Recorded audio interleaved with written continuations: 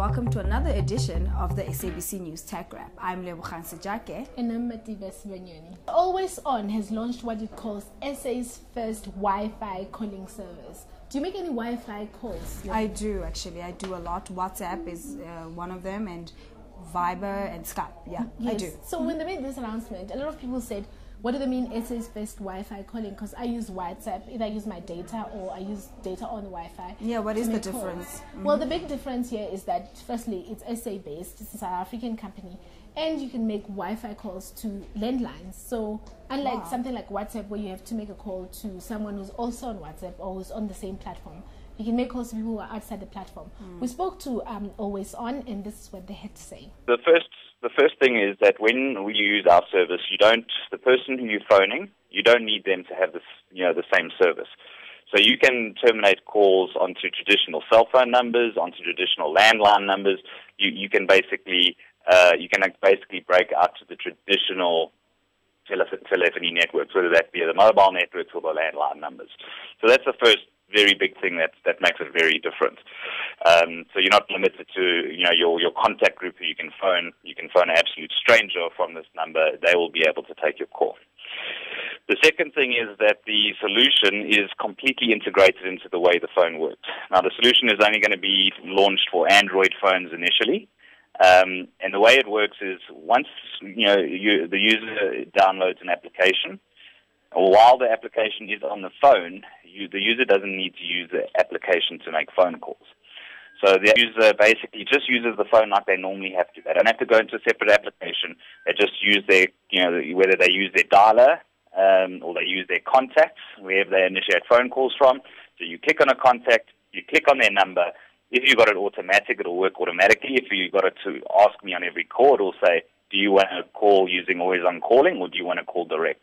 And then it'll initiate that phone call. So the key thing is it doesn't change how users use their phone, which we believe is absolutely critical. Talking about Wi-Fi, Vodafone Business in Nigeria has rolled out Wi-Fi in a college. Vodafone Business Nigeria has rolled out Wi-Fi services to the Federal Science and Technology College in a suburb called Yaba in Lagos. The telecommunications company says their Power to You project aims at bridging the digital divide that exists in communities and schools without access to information communications and technology.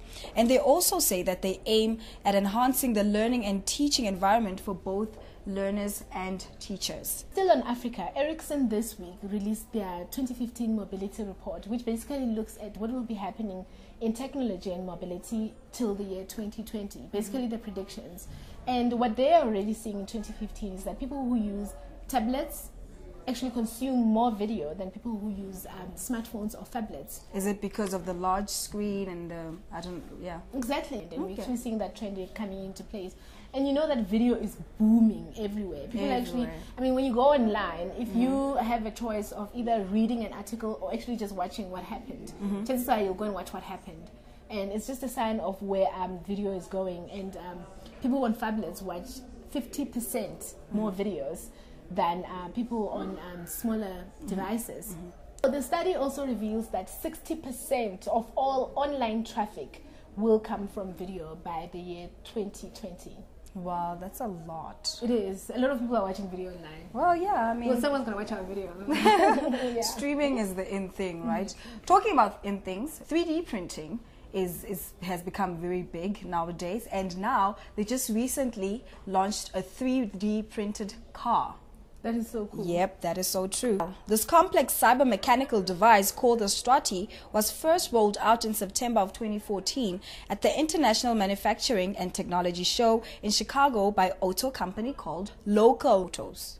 Okay, so what is this car made of? Is it made of metal, plastic? It's actually made out of carbon fiber and plastic, you're right.